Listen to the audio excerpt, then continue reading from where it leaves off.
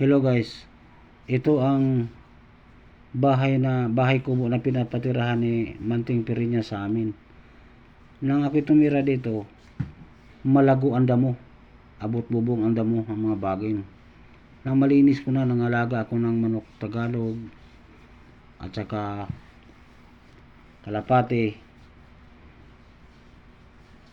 Maganda alaga ng manok Tagalog kasi hindi purhisyo, pakawalan mo lang, sabuyan mo lang ng pagkain, wala nang problema, buhay na sila.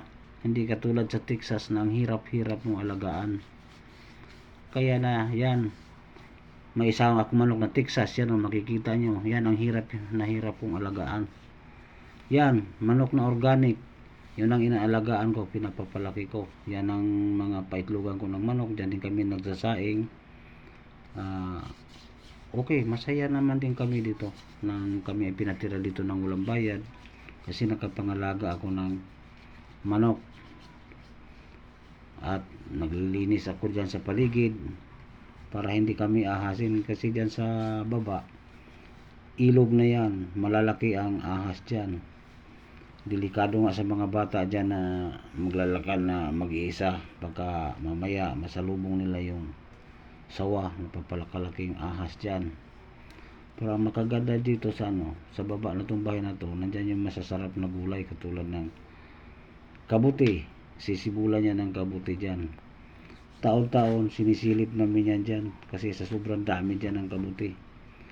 Pati sa tagiliran, sobrang dami dyan banda sa tagiliran. Yan ang alaga kong manok na mga kulay puti, yung manok na 45 days.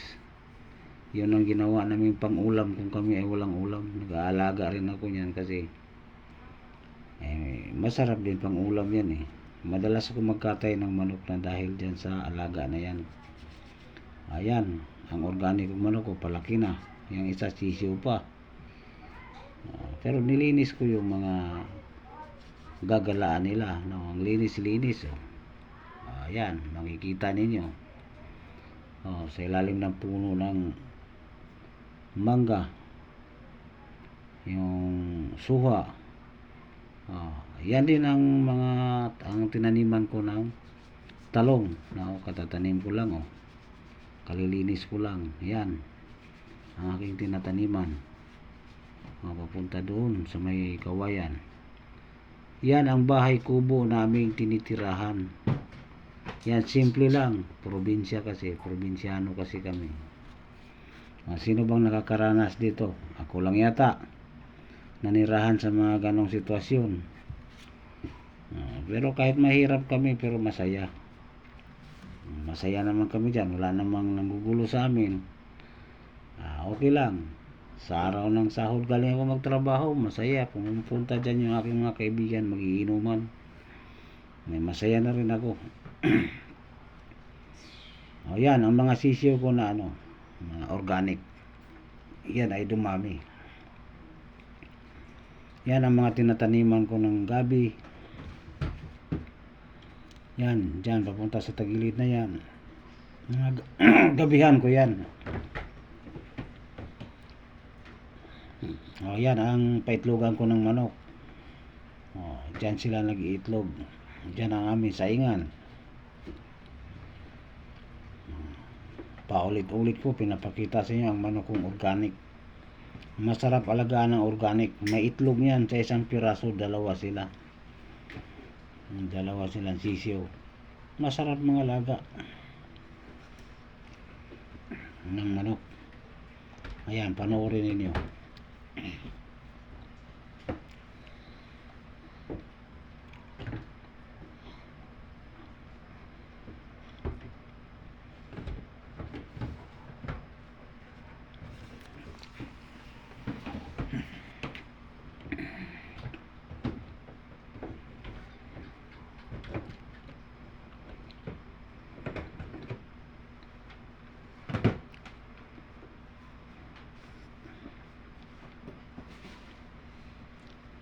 Yan ang alaga kong kambing.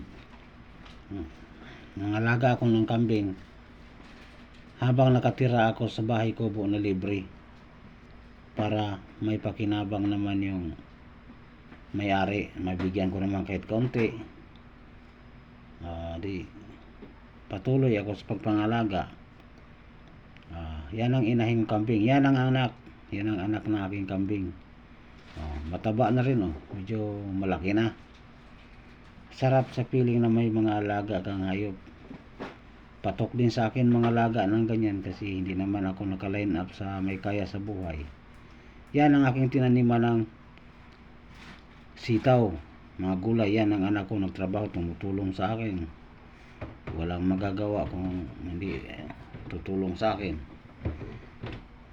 Yan ang mga sitaw, anak ko niyan, naglilinis niyan. Nag-edad pa yan ng 7 years old pa lang, pero magaling na magtabas. Kasi wala naman siyang ibang nakitang trabaho ng tatay kung hindi magtabas, magpupulo. Yan, makita niyo yung anak ko, ang sipag. Ang sipag magtatrabaho. Sino kayang mga anak na katulad niyan? Ganyan, magtatrabaho. Kasama lang niya ang tuta namin, yan na sumasama. Binabantayan siya ng aming aso habang nagtatrabaho.